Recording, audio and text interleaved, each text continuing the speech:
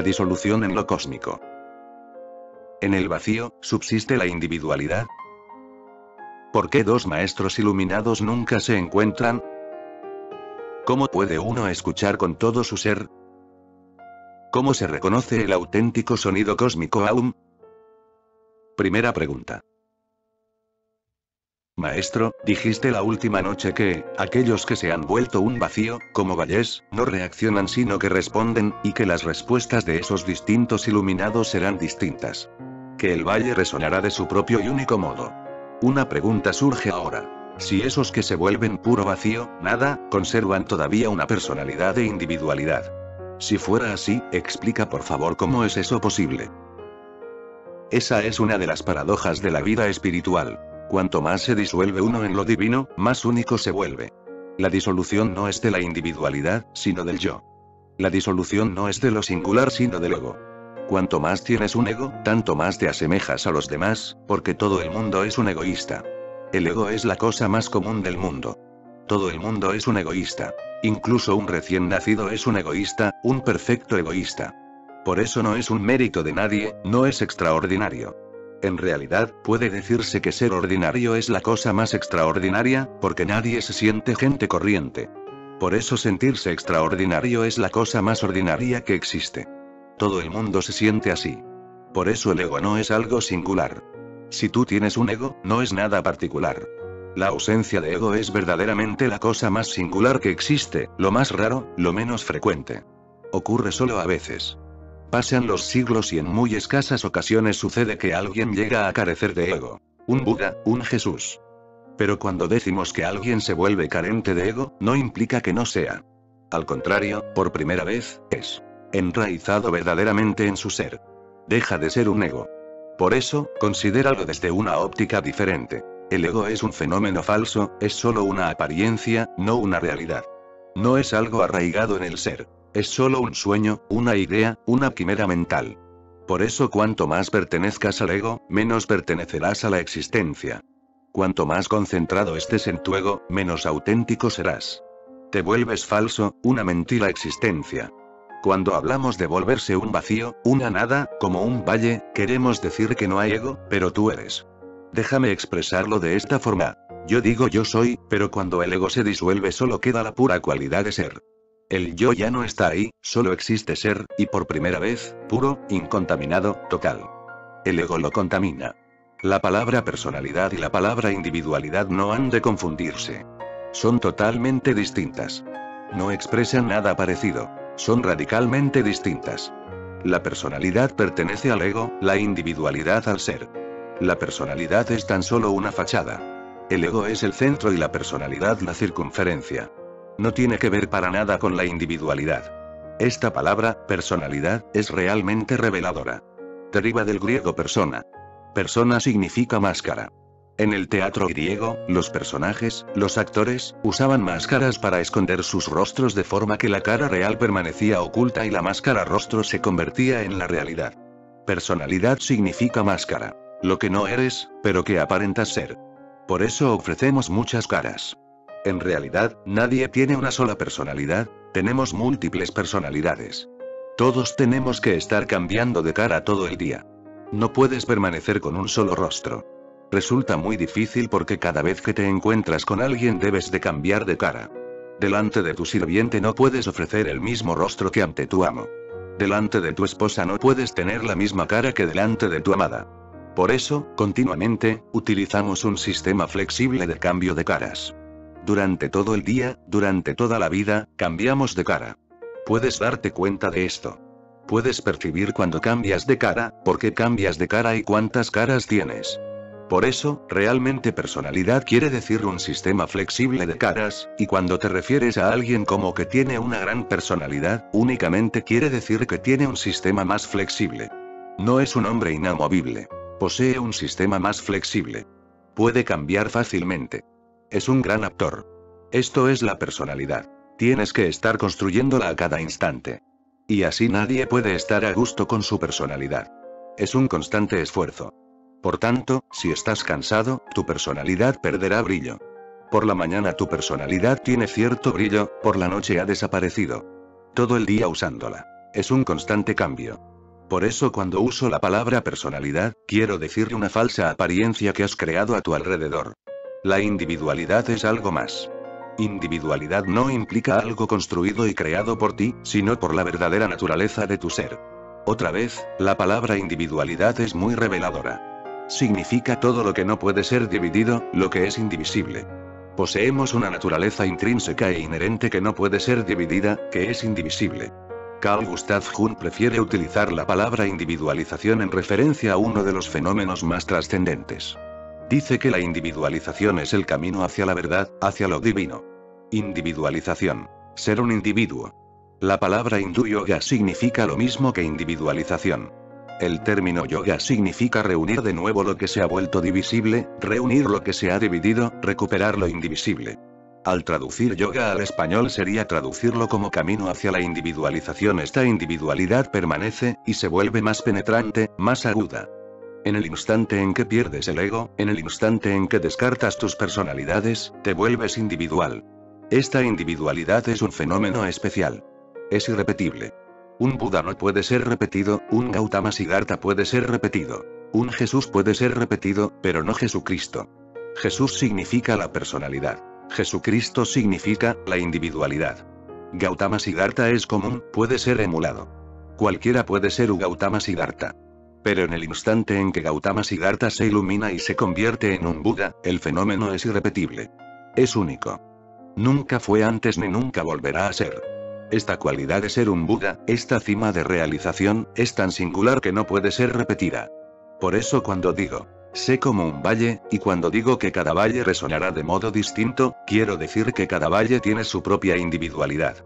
Buda tiene la suya, Jesús la suya, Krishna la suya. Así que, realmente, es bueno que lo comprendas. ¿Por qué Krishna, Cristo y Buda difieren tanto? Son distintos. Difieren tanto como es posible, pero aún son, en profundidad uno. Por lo que la individualización implica, son uno. En lo concerniente a sus individualidades son distintos. Han alcanzado lo indiviso. Han conocido lo indiviso, la unidad básica de la existencia. Pero esta unidad básica y su realización no implica que ahora no sean únicos. Ahora son realmente únicos. Por eso es por lo que digo que es una de las paradojas. Dos personas comunes pueden ser distintas, pero su diferenciación nunca será absoluta, total. Nunca. Incluso en su disimilitud poseen semblanzas. En realidad, su diferencia solo es gradual. Aunque supongan lo contrario uno de otro, su diferencia solo es cuantitativa. Una persona que es comunista y una que es anticomunista solo se diferencian cuantitativamente. La persona que es anticomunista es todavía comunista solo que en un menor grado. Una persona que es comunista es todavía un capitalista, pero en menor grado. La diferencia siempre es de grados. Y pueden cambiar. Pueden cambiar de bando muy fácilmente, no hay problema. En general, cambian. La diferencia tan solo es como la que hay entre el frío y el calor. De grados. Pero un Buda y un Krishna, un Cristo y un Mahoma, un Lao Tse y un Mahavira y su diferencia no es de grados. Ellos nunca se encuentran. Y esta es la paradoja. Han alcanzado la unidad, y aún así no son iguales. La diferencia no es de grados. La diferencia estriba en su singularidad. ¿Qué quiero decir con singularidad? Podemos concebir la unidad muy fácilmente. Una gota de agua cae en el océano y se vuelve uno con él, pero esta unidad está yerta. Es una unidad muerta. La gota ha desaparecido para siempre. Ya no está en ninguna parte. Un Buda no desaparece así. Su desaparición se hace de forma distinta. Si colocas una llama ante el sol, la llama se vuelve una con el sol, pero no pierde su individualidad. Permanece como ella misma. Si encendemos 50 llamas en esta habitación crearán una sola luz, pero cada llama será única en sí misma. Por eso la disolución en lo cósmico no es una simple disolución. Es muy compleja. La complejidad es esta. El que se disuelve, permanece. Antes bien, al contrario, por primera vez, es. Esta individualidad resuena de modo diferente, y esa es su belleza. Es hermoso. De otra forma sería desagradable. Tan solo considera. Si Buda hubiese resonado del mismo modo que Jesús, el mundo sería más pobre, muy pobre. Un Buda responde según su propio estilo. Un Jesús lo hace en el suyo propio. Por ello, el mundo es aún más rico y de ahí su belleza. El mundo es más libre y tú puedes ser tú mismo. Pero uno debe recordar esta distinción. Cuando digo que puedes ser tú mismo, no me refiero a tu ego. Cuando digo que puedes ser tú mismo, me refiero a tu naturaleza, tu Tao, tu existencia. Pero ella tiene una individualidad. Esa individualidad no es una personalidad. Por eso digo que pertenece a la misma existencia, aunque individualmente. Resuenan desde la misma hondura, pero individualmente. No hay ningún ego presente. Tan solo la singularidad permanece. Este mundo no es tan solo una unidad incolora. No es monótono, es multicolor, es multitonal. Puedes crear música con una sola nota, pero resultará aburrida y monótona. No puede percibirse como vital, no puede ser bella. Mediante la utilización de distintas notas se logra una armonía más compleja y más sutil. Es multitonal. Hay una armonía de fondo, pero no resulta monótona. Y cada nota posee su propia individualidad. Contribuye a la armonía total, y contribuye tan solo porque posee su propia individualidad. Un Buda contribuye porque es un Buda, y Jesús contribuye tan solo porque es Jesús. Aporta una nueva nota, una nueva vibración. Con él nace una nueva armonía. Pero esto es posible únicamente porque él posee una individualidad. Y esto no es aplicable solo a cosas profundas, incluso en las cosas más triviales y sencillas, Buda y Jesús difieren. Un Buda camina según su modo propio, nadie puede caminar como él. Un Jesús mira como solo él puede hacerlo, nadie puede mirar así. Sus ojos, sus gestos, sus mismas palabras, son únicas. Los otros no pueden tan siquiera concebirla así. Este mundo es una armonía de notas singulares, y la música es más rica por ello.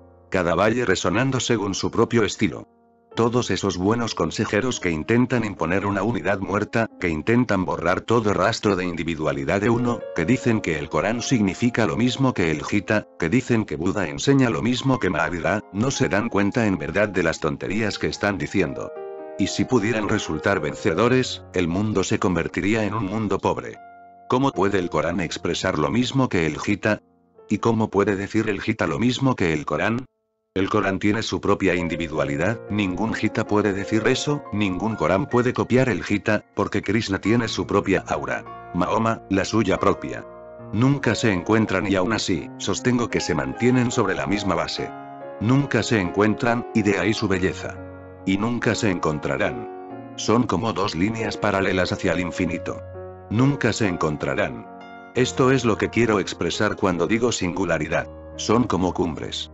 Cuanto más alto asciende un pico, menor es la posibilidad de conectar con otro. Puedes conectar cuando estás en la base. Todo está conectado, pero cuanto más alto subes, cuanto más semejante a un pico te vuelves, menor es la posibilidad de cualquier contacto. Por eso son como cumbres de los Himalayas, sin encontrarse nunca. Y si intentas imponer una falsa unidad sobre ellos, solo lograrás destruir los picos. Son diferentes, pero sus diferencias no suponen confrontación, sus diferencias no suponen necesariamente un conflicto. El conflicto surge cuando no estás dispuesto a aceptar las diferencias. Entonces te poner a buscar similaridades. O encontramos similitudes o nos enemistamos. O bien dicen lo mismo, o nos enemistamos. Solamente tenemos dos alternativas, y ambas equivocadas. Ambas pertenecen a una misma actitud. ¿Por qué no pueden ser ellos distintos? Totalmente distintos, sin encontrarse nunca. ¿Cuál es la necesidad de disputar? En realidad, notas distintas originan bellas armonías. Y así surge una conexión más profunda, no una conexión entre las mismas notas sino en lo que las notas crean. En la armonía surge el encuentro. Pero uno debe de comenzar a percibir dicha armonía. Si uno solo es capaz de reconocer la nota discordante, un Mahoma, un Jesús, un Buda, son solo notas, no se percibe armonía alguna. Y el universo es una armonía. Si eres capaz de empezar a percibir las discontinuidades y la unidad subyacente y las elevadas cumbres que nunca se encuentran, y si eres capaz de ver este conjunto en una totalidad, en una unidad comprensiva, entonces aceptas ambos. La individualidad y la armonía común. Entonces deja de haber problema. No existe. Segunda pregunta. ¿Puede esto explicar también el por qué Mahavira y Buda, que eran contemporáneos, nunca se encontraron, nunca se cruzaron físicamente? No podían encontrarse. Ni incluso físicamente. Se aproximaron a un encuentro en multitud de ocasiones. Una vez se alojaron en el mismo sarai, en la misma posada, en un extremo Mahavira y en el otro Buda. Pero no hubo encuentro. Atravesaron los mismos pueblos. Toda su vida se la pasaron en Biar, una región muy pequeña. Visitaron los mismos pueblos, se quedaron en los mismos pueblos, hablaron a los mismos auditorios. Sus segadores iban y venían de Mahavidra a Buda y de Buda a Mahavidra. Hubo mucha controversia. Se habló mucho de ello, pero nunca se encontraron. No podían encontrarse. Sus mismas esencias eran tales cumbres que no había posibilidad de encuentro. El encuentro se había vuelto intrínsecamente imposible. Incluso sentados uno junto al otro, no había posibilidad de encuentro. Incluso si ante nosotros aparecieran juntos y abrazándose, nunca se encontrarían. Su encuentro es algo imposible. Son tan singulares, tan semejantes a cumbres, que el encuentro en lo interior es imposible. ¿Y cuál es entonces el sentido de un encuentro exterior? Es inútil. No tiene sentido. Esto nos parece inconcebible. Pensamos que dos buenas personas deberían conectar. Para nosotros, la actitud de mantenerse a distancia es algo malo. Pero en realidad, no hay una actitud de alejamiento, hay una imposibilidad de encuentro. No es que a Buda no le apeteciera encontrarse con Mahavidra. No es que Mahavidra fuera reticente. No, simplemente es imposible. No puede ocurrir. No hay una actitud en ello. En verdad es algo milagroso. Durmieron en el mismo pueblo, se alojaron en el mismo sarai, pero nunca, ni en la literatura budista ni en las escrituras jainas, aparece referencia alguna de alguien que sugiriera su encuentro. Ni una sola referencia. No aparece ni siquiera una indicación relativa a que lo mejor hubiera sido que se hubiesen encontrado. Es algo milagroso, sorprendente. Ninguno negó al otro. Ni Buda ama a Mahavidra dijeron: no me reuniré contigo. ¿Por qué no se reunieron? Era una absoluta imposibilidad. No era posible. Para nosotros que permanecemos a ras del suelo nos parece algo extraño, pero si estuvieses en la cumbre no te lo parecería. ¿Por qué no pides a una cumbre de los Himalayas que se reúna con otra? Están tan cerca, tan cerca. ¿Por qué no pueden encontrarse? Su mismo ser, su misma condición de cumbre, crea la imposibilidad. No pueden, nunca podrán. La puerta está cerrada. Y aún así sostengo que son uno. Por muy distinto que pueda ser un pico de otro, en sus raíces son uno. Puede que pertenezcan a la misma parte de la tierra, pero únicamente en sus raíces son uno. Hay otro punto que considerar. Debido a que son uno en sus raíces, no tienen necesidad alguna de encontrarse. Solo aquellos que no son uno en la base tratan de encontrarse, porque saben que, verdaderamente, no hay encuentro. Mucha gente me ha preguntado que por qué no he probado de sintetizar todas las religiones. Gandhi lo intentó, muchos otros, incluyendo a los teósofos, lo intentaron. Han probado de sintetizar todas las religiones. Te digo que si lo intentas demuestras que sabes que no hay síntesis. El esfuerzo demuestra que percibes que, de alguna forma, las religiones están divididas. Yo no siento esto en absoluto. En su raíz son una, en las cimas se hallan divididas y deben estar divididas. Cada pico posee su propia belleza. ¿Por qué destruirla? ¿Por qué crear algo falso que no está allí? Un pico debe ser un pico, un individuo. En la tierra son uno. Por eso el Corán debe de permanecer puro Corán. No se debe imponer nada. De infiltrar nada del Gita, del Ramayana o de cualquier otra procedencia. Sin interpolaciones, sin mezclas. El Corán debe seguir su pureza como Corán. Es un pico, un bello pico. ¿Por qué destruirlo? Esto es posible si eres consciente de una unidad más profunda a nivel del suelo, en las raíces. Las religiones son una en su raíz, pero nunca en su expresión, y no debería ser así. Por eso, a medida que el mundo progresa, a medida que la conciencia humana se vuelve más consciente, más integrada, surgirán nuevas religiones. No habrá menos, sino más. En último término, si cada ser humano se vuelve un pico, habrá tantas religiones como seres humanos. ¿Por qué debiera uno de seguir a Mahoma si él mismo puede convertirse en una cumbre? ¿Por qué debería uno de seguir a Krishna si él mismo puede convertirse en un pico? Esto es una desgracia, el que uno tenga que seguir a otro. Es solo un mal necesario. Si no puedes volverte pico, solo entonces has de seguir. Pero sigue de tal modo que cuanto antes te vuelvas pico, mejor. Podemos tener un hermoso mundo, un mundo mejor con una mejor humanidad, siendo todos picos singulares. Pero esa cumbre se alcanza solo a través de la individualización, mediante la disolución del ego y de la falsa personalidad, y el permanecer centrado en tu naturaleza, en tu puro ser. Entonces te vuelves como un valle, y luego resuenas. Tercera pregunta. Oh maestro, hace días explicaste los 3 modos de escuchar. Primero, el escuchar a través del intelecto. Segundo, escuchar a través de la emoción, la simpatía y el amor. Y tercero, mediante la totalidad del ser, mediante la fe. Considerando las dos primeras clases de escucha, ¿cómo puede uno alcanzar el tercer tipo de escucha, esto es, mediante la totalidad del ser, mediante la fe? ¿Y están el intelecto y las emociones incluidas e implícitas en el tercer tipo de escucha?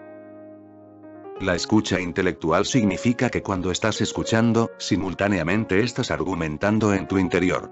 Tiene lugar un constante debate. Te digo algo, tú estás escuchando y dentro se desarrolla constantemente un debate sobre si esto es correcto o no.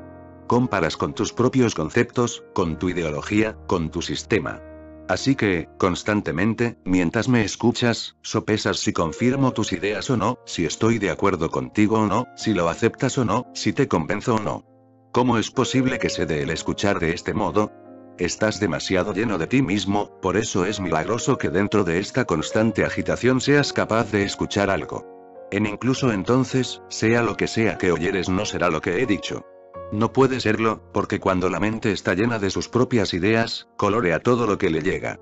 Oye, no lo que se le está diciendo sino lo que quiere oír. Escoge, descarta, interpreta, y solo entonces algo penetra, pero tiene ya una forma distinta. Esto es lo que quiero decir con el escuchar desde el intelecto. Si quieres profundizar en lo que se dice, esta agitación interior ha de cesar. Debe cesar. No debe continuar. De otro modo, tú lo interpretas a tu modo y estás destruyendo a cada momento la posibilidad de que algo te pueda suceder. Tú puedes perdértelo, y todo el mundo se lo está perdiendo. Vivimos encerrados en nuestras mentes y llevamos este encapsulamiento donde quiera que vayamos. Veamos lo que veamos, oigamos lo que oigamos, suceda lo que suceda, nunca es transmitido a la consciencia interior directamente. La mente permanece como barrera entre medio, siempre confundiendo. Uno debe darse cuenta de esto. Es lo primero para poder profundizar. Esto es lo primero para pasar al segundo estado de escucha. Ser conscientes de lo que tu mente te está haciendo. Se entromete. Vayas donde vayas, va antes que tú. No es como una sombra que te sigue. Tú te vuelves su sombra. Se pone en movimiento, y tú la has de seguir. Va delante de ti y lo colorea todo. Por eso nunca estás en contacto con la facticidad de algo. La mente crea ficción. Deberías darte cuenta de este fenómeno, de lo que la mente está haciendo. Pero no lo haces, porque estamos identificados con la mente, nunca creemos que la mente está haciendo algo. Cuando digo algo y no encaja totalmente con tus ideas, nunca piensas que sea la mente la que no encaja con lo que digo. Piensas, no me convence. No tienes una distancia entre tú y tu mente. Estás identificado. Ese es el verdadero problema. Así es como la mente puede engañarte. Te identificas con la idea o con un proceso mental. Y es extraño, porque tan solo 2 días antes ese pensamiento no era tuyo. Lo oíste en algún lado, ahora lo has absorbido y se ha vuelto tuyo. Y ahora este pensamiento te dirá, no, esto no es lo correcto porque no encaja conmigo. No percibirás la diferencia de que es la mente la que está hablando, de que es la memoria la que está hablando, de que es el mecanismo el que está hablando. No sentirás que debo permanecer distante. Incluso si tienes que comparar, si tienes que juzgar, debes permanecer distante, separado de tu memoria, de tu mente, de tu pasado. Pero hay una identificación sutil. Mi mente soy yo. Por eso digo, soy un comunista o soy católico o soy hindú. Nunca digo, mi mente se ha desarrollado de tal forma que mi mente es hindú. Este es el hecho. Tú no eres hindú. ¿Cómo puedes ser tú un hindú? Solo la mente lo es. Si tú fueras hindú no existiría posibilidad alguna de transformación. La mente puede ser cambiada y tú debes ser capaz de cambiarla. Si te identificas con ella, pierdes tu libertad. La mayor libertad es liberarte de tu propia mente. Lo más grande, lo digo, liberarte de tu propia mente. Porque es una dependencia sutil, tan profunda que nunca percibes que es una dependencia. La prisión misma se vuelve tu casa. Mantente constantemente alerta sabiendo que tu mente no es tu consciencia. Y cuando más consciente seas, más percibirás que la consciencia es algo totalmente distinto. Consciencia es la energía. Mente es solo el contenido de ideas. Sé su amo. No le permitas que se vuelva ella el amo, no le permitas que te dirija en todo. Haz que te siga, úsala, pero no seas usado por ella. Es un instrumento, pero nos identificamos con este instrumento. Rompe la identificación. Recuerda que tú no eres la mente. Pero en realidad la gente llamada religiosa siempre recuerda. No somos el cuerpo. Nunca recuerdan. No somos la mente.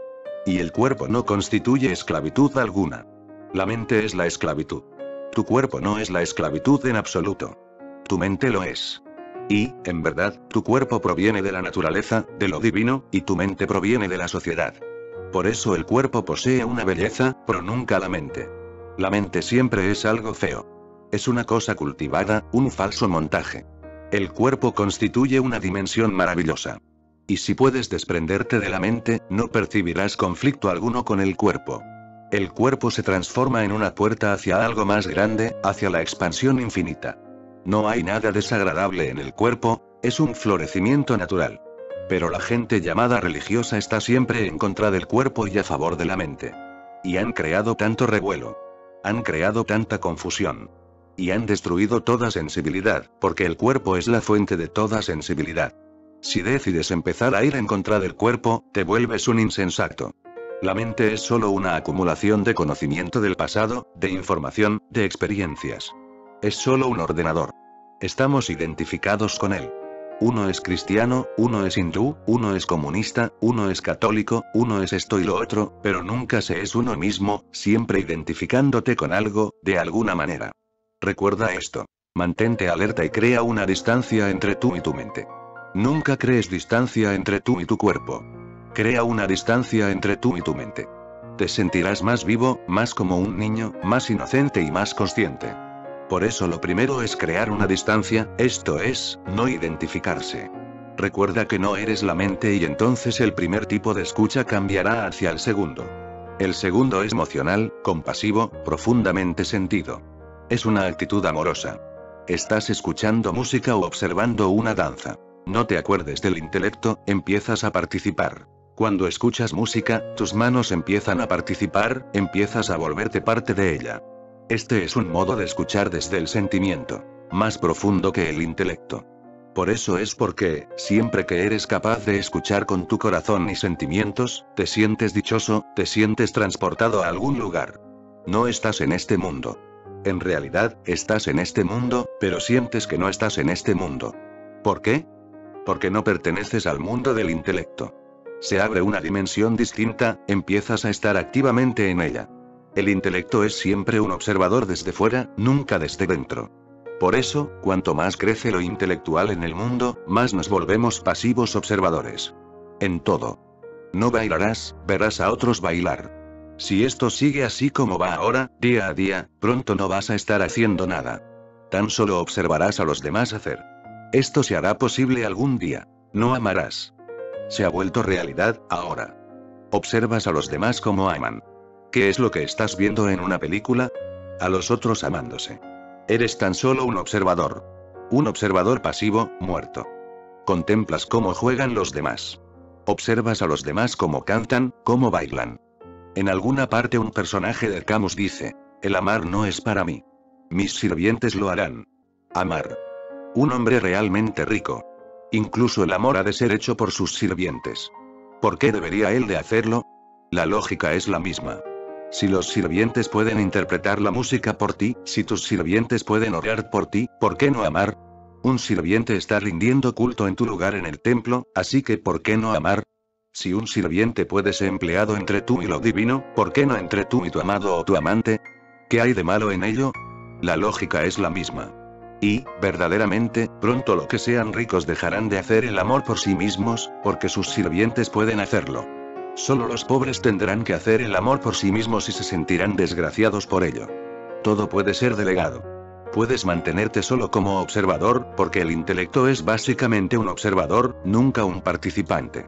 Si creamos un mundo en torno al intelecto, esto es lo que va a ocurrir. El segundo centro está más implicado. Empiezas a participar. Te digo que comprenderás más si comienzas a participar porque en el instante en el que te mueves con el sentir, tu mente está abierta. Más abierta que cuando estás en constante disputa. Está abierta, receptiva, invitando. Así es como uno puede escuchar a través del sentimiento. Pero hay todavía algo más profundo que el sentimiento y a esa profundidad yo la llamo escucha total. Con todo tu ser, porque el sentimiento es, de nuevo, una parte. El intelecto es una parte, el sentimiento es otra parte, la fuente de acción es otra. Hay muchos componentes en tu existencia, en tu ser. Puedes escuchar con el sentimiento mejor que con el intelecto, pero aún sigue siendo solo con una parte. Y cuando escuchas con tu sentimiento, el intelecto se va a dormir, pues en caso contrario molestará. Se va a dormir. El tercero es la escucha total, sin apenas participar en ello, sino siendo uno con ello. Un modo es contemplar la danza con el intelecto. Otro es sentir la danza y empezar a participar en ella. Sentado en tu asiento, el danzador danza. Comienzas a participar, empiezas a llevar el ritmo. Y el tercero es volverse la danza misma. No el danzador, sino la danza. La totalidad del ser está implicada. No estás afuera siquiera para percibirlo. Tú eres ello. Así que recuerda que el conocimiento más profundo es posible solo cuando te vuelves uno con algo. Mediante la fe. ¿Cómo llegar a ello? Sé consciente de tu intelecto, desidentifícate de la mente. Luego viene el segundo. El sentir. Sé consciente de que el sentimiento es solo una parte y todo tu ser yace muerto. La totalidad no está ahí, así que trae la totalidad a ello. Cuando la totalidad se hace presente no es que se reniegue del intelecto o que se reniegue del sentimiento. Ellos están ahí, pero ahora están sumidos en una diferente armonía. No se niega nada. Todo está ahí, pero ahora según un esquema distinto. Todo el ser participa, está en ello, se ha vuelto a ello. Por eso, cuando escuchas, hazlo como si te hubieras convertido en el escuchar en sí. Cuando digo algo, déjalo que penetre en ti sin lucha, sin emotividad, sino de un modo total. Sé ello. Déjalo que entre. Que vibre, sin resistencia, sin sentimiento, pero con plenitud. Experiméntalo y comenzarás a vivir una dimensión de la escucha. Y esto no solo es válido para el acto de escuchar, lo es para todo. Puedes comer así, puedes caminar así, puedes dormir así, puedes vivir así. Kabir envió a su hijo Kamal cierto día. Las vacas de Kabir no tenían que comer, así que envía a su hijo al campo a cortar un poco de hierba. Kamal se va y no vuelve. Llega la tarde y llega a la noche y Kabir y las vacas están hambrientas. ¿Dónde se ha ido Kamal? Entonces Kabir decide ir a buscarle. Kamal está en un campo de hierba. El sol se está poniendo, el viento sopla, la hierba ondula como las olas, y Kamal está ahí cimbreándose con la hierba. Todo el día se lo ha pasado así, y Kabir llega y le dice: ¿Te has vuelto loco Kamal? ¿Qué es lo que haces? De repente Kamal es traído de vuelta a un mundo diferente y dice: Oh. Olvidé que soy Kamal. Me volví como la hierba. Dejé de ser. Me volví hierba. Me moví con ella, bailé con ella y olvidé el por qué había venido aquí. Dímelo ahora, ¿a qué vine? Kabir le dice: a cortar hierba. Entonces Kamal se ríe y le contesta: ¿cómo puede uno cortarse a sí mismo? Hoy no es posible. Volveré otra vez y lo probaré, pero no puedo prometerte nada porque he conocido una dimensión distinta. Un mundo diferente se ha abierto ante mí. Kabir, desde este día, llamó a su hijo Kamal. Kamal significa un milagro. Este es el milagro. Si puedes absorberte totalmente en algo, el milagro sucede. Y esto no solo es aplicable al acto de escuchar, es aplicable a todo. Sé total. Muévete totalmente. No te dividas. Nunca te dividas. Cualquier división es un desperdicio de energía, cualquier división es suicida. No olvidas. Si amas, ama totalmente, no te contengas. Si escuchas, escucha totalmente, no retengas nada. Tan solo muévete íntegramente. Solo este movimiento total puede llevarte a una vivencia en donde no se puede encontrar al ego. Puede ser hallado con el intelecto, puede ser hallado con el sentimiento, pero nunca con todo tu ser. Puede encontrarse con el intelecto porque el intelecto no tiene un centro propio. No permitirá al centro de la totalidad que entre en escena, por eso el intelecto ha de crear su propio centro. Se convierte en el ego. El sentimiento no permitirá lo total. De este modo el sentimiento tiene su propio centro. Se convierte en el ego. Por eso es que los hombres y las mujeres tienen distintos tipos de egos, porque el ego del hombre está centrado en el intelecto y el ego de la mujer está centrado en el sentimiento. Tienen distintas calidades de ego. Por eso un hombre no puede entender nunca a una mujer y una mujer nunca puede entender a un hombre. Tienen distintas clases de centro y diferentes lenguajes. Cuando el intelecto dice sí, quiere decir sí. Cuando lo emocional dice sí, no implica necesariamente que quiera decir sí. Cuando lo emocional dice no, puede significar que sí, puede que sea tan solo una invitación para que sea persuadida un poco más. Si tomas lo que dice una mujer literalmente, estarás en dificultades, porque su palabra no es una aseveración de tipo intelectual. Tiene un modo distinto de actuar, una cualidad distinta. El intelecto posee un ego directo, matemático. Puedes comprenderlo fácilmente. Por eso el entender a un hombre no es algo difícil porque su lógica es directa. 2 y 2 son 4. Comprender a una mujer es diferente porque su lógica no va en línea recta. Se mueve en círculos de modo que 2 y 2 nunca hacen 4. Pueden ser igual a cualquier cosa, pero nunca 4. Su lógica se mueve circularmente. Lo emocional se mueve en círculo. La lógica y el intelecto se mueven en línea recta. Cuando algo se mueve en círculo nunca puedes tener certeza sobre lo que significa porque puede significar lo contrario. En poco tiempo se habrá desplazado sobre el círculo y será lo opuesto de su propia aseveración. Así que con una mujer uno tiene que ser consciente no de lo que ella dice, sino de lo que quiere decir. Lo que diga no tiene mucha importancia. Lo que quiere decir sí la tiene. Y su significado es a veces muy diferente, quiere decir sí la tiene. Y su significado es a veces muy diferente. Por eso siempre ha ocurrido que las personas muy intelectuales nunca han estado muy a gusto con sus esposas. Nunca. Sócrates, un hombre muy inteligente, un genio intelectual, conocía todos los rincones de la lógica, pero nunca se encontró a gusto con su mujer, Xantippe. Nunca. No era capaz de comprender lo que ella le decía. O sea, entendía lo que le decía, pero no comprendía nunca lo que quería decir con ello. Él era tan lógico que siempre la malinterpretaba. Él era directo, seguía una línea y ella se movía en círculos. El intelecto tiene su propio ego. Directo, en línea. Lo emocional tiene su propio ego. Circular. Ambos poseen egos. Pero lo total no tiene ego. Lo total posee individualidad. Por eso cuando alcanzas la totalidad, no eres ni hombre ni mujer. Eres ambos y no eres ninguno. Trasciendes y abarcas ambos. Esto es lo que quiere decir Ardhanarisvar. Medio hombre y medio mujer. En el interior sucede una profunda comunión. Te vuelves total, uno, sin división. Una cosa debes saber. Esto no es algo fijo.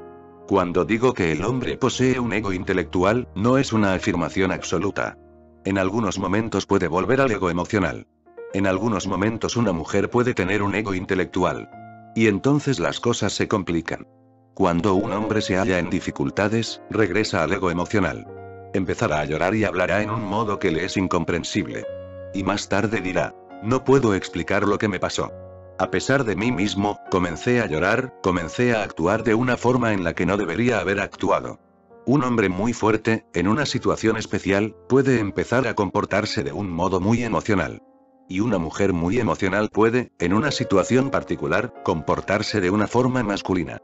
En un contexto distinto el ego puede cambiar desde un centro a otro. Esto crea más complicaciones, pero uno ha de ser consciente. Tanto con el sentimiento como con el intelecto, el ego está presente. Solo con la totalidad el ego está ausente. Por eso te doy un criterio. Si tú estás presente y no sientes yo alguno, eres total. Estás sentado aquí, escuchando como si no tuvieras yo. Los oídos están ahí, el escuchar está ahí, tu conciencia está ahí, pero sin yo. Entonces eres total.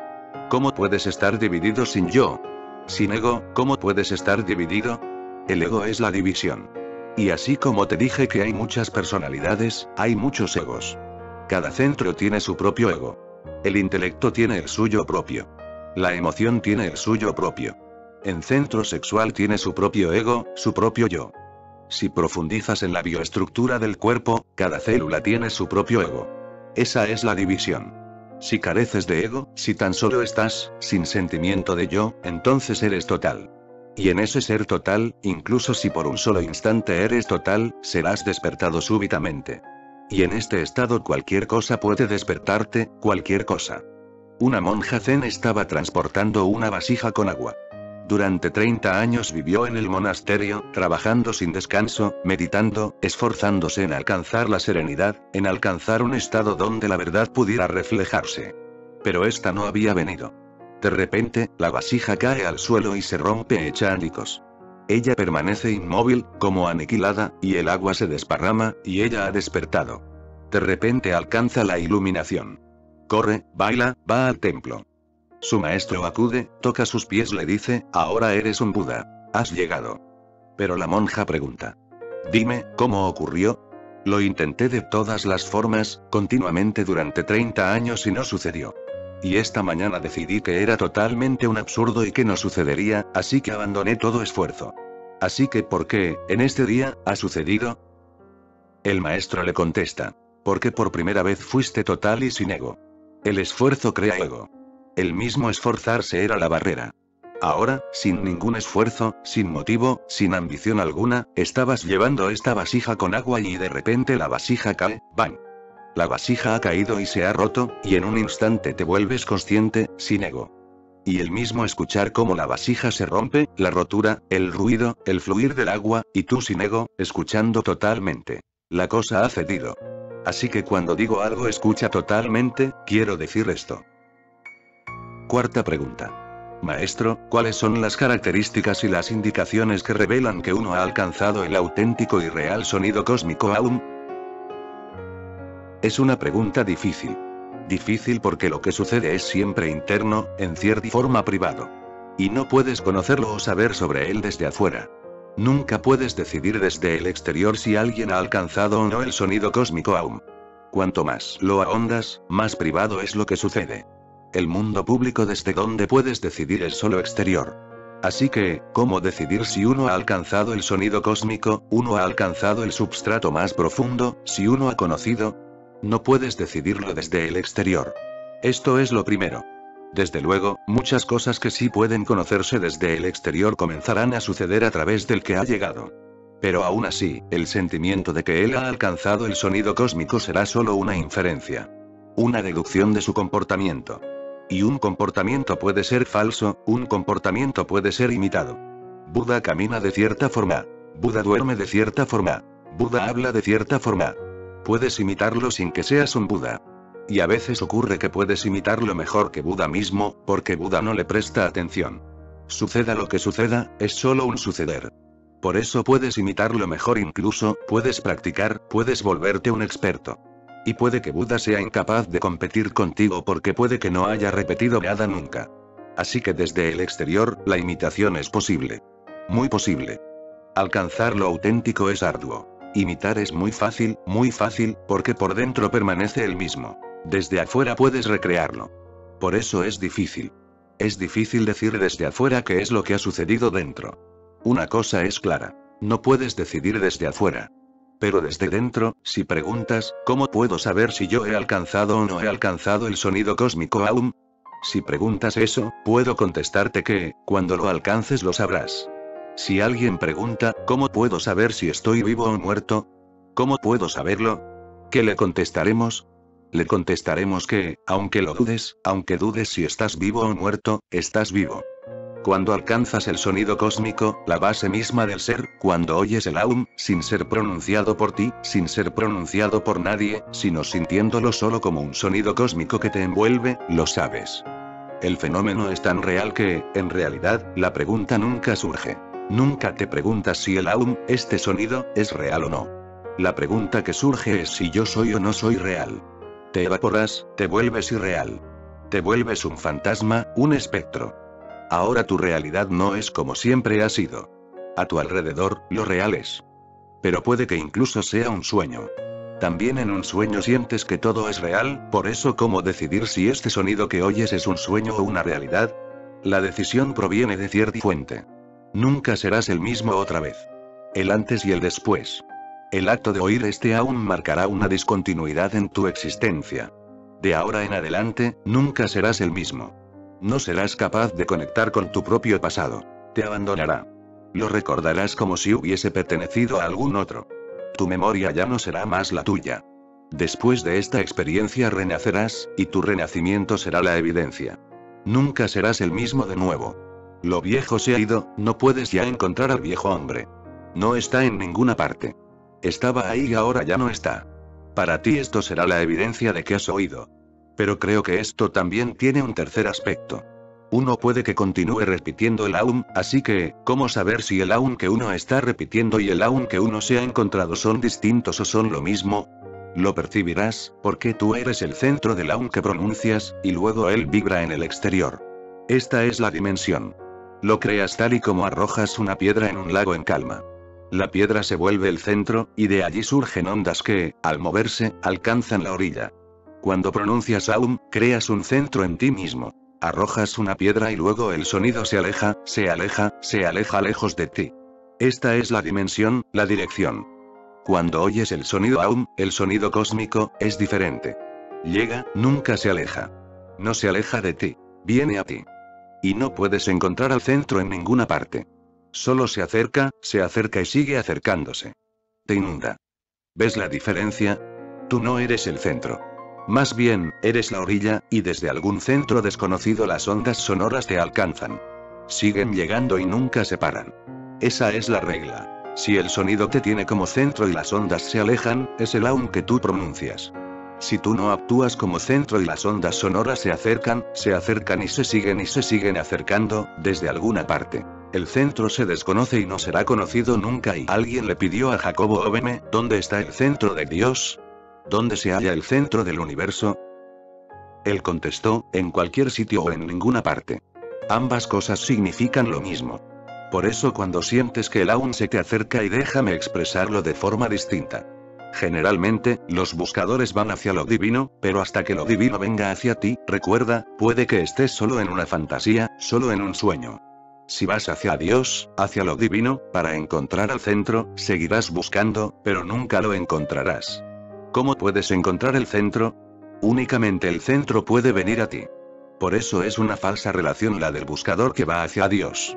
La verdadera relación es totalmente distinta. Dios yendo hacia el buscador. Cuando estás preparado, Él llega. Cuando estás abierto, Él se convierte en el invitado. Cuando tu invitación es válida, total, Él está ahí. Siempre se acerca, nunca se aleja. Así que, en realidad, no es el caso de un hombre en busca de Dios, sino, más bien, de Dios en busca del hombre. Pero tú te estás escondiendo, escapando, de modo que Él no puede encontrarte. Siempre que llega, te escapas. Siempre te estás cerrando. Por eso cuando este Aum comienza a llegar, cuando viene a ti, te sientes lleno, bañado en él y sigues sin hallar el origen.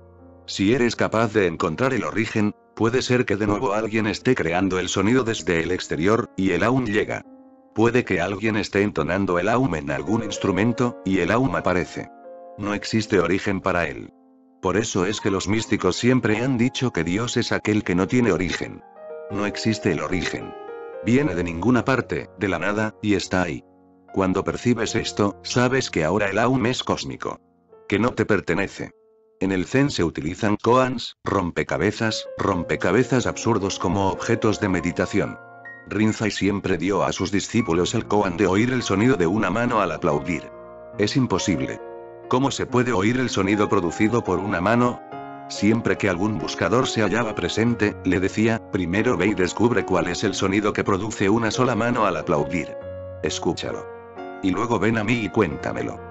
Parece absurdo, pero cuando un hombre como Rinzai decía esto a alguien, la persona se iba, cerraba la puerta, se sentaba en meditación y se ponía a pensar. Al cabo de unas horas regresaba y decía, ¿qué clase de absurdo me has preguntado? ¿Cómo puede ser? Rinzai le decía, yo lo he oído, así que ve e inténtalo de nuevo. También yo le dije a mi maestro, ¿cómo es posible? Pero él me contestó, yo lo he escuchado, así que inténtalo. Yo lo intenté y lo oí. Por eso inténtalo. Y vendrá. La persona en cuestión volvía otra vez. Cada mañana él tenía su darshan, su encuentro con su maestro, y el maestro le preguntaba, ¿lo has oído? Él contestaba, no. Aún no lo he oído. El maestro le decía que lo probara con más empeño. Así que él empezaba a imaginarse el sonido, porque es muy frustrante el tener que acudir cada día sin nada que mostrar al maestro. Por eso le decía, oh sí. Lo he oído. Es como el viento pasando entre las hojas. Pero el maestro le contestaba, no, no lo es, porque el viento y las hojas son dos cosas distintas. Debe de ser solo una. El viento pasando entre las hojas es un sonido muy común. Dos cosas pueden crear fricción, son todavía dos manos. No me puedes engañar. El viento entre los árboles son dos manos. No regreses a menos que hayas oído el sonido de una sola mano. Y él regresaba, una y otra vez y le decía, he oído esto y esto otro, o he escuchado el sonido del agua cayendo sobre el tejado. Volvía con muchísimas soluciones, y le eran negadas. Y así seguía meses y meses. Y de repente un día, Rinzai preguntó, ¿dónde está ese hombre? No ha venido desde hace mucho. Buscadlo y ved lo que está haciendo. Se le halló en su celda o bajo algún árbol, perdido, y fue llevado en presencia del maestro. Y el maestro le dijo, ¿ahora has oído? ¿O no lo has oído? Y le contestó, lo he oído, lo he oído. ¿Qué sonido es el que oyó? Solo hay un sonido. Ese es el sonido del aún cósmico que no se produce por fricción, no se produce entre dos cosas, sino simplemente es el sonido. No es creado por ningún palmear. En el momento en que alguien dice, lo he oído, se transforma en otra persona. No puede ser ya el mismo de nuevo. Y la diferencia será siempre esta. El sonido viniendo a ti desde la nada. El sonido sin fuente, no creado. Este es el sonido cósmico aún.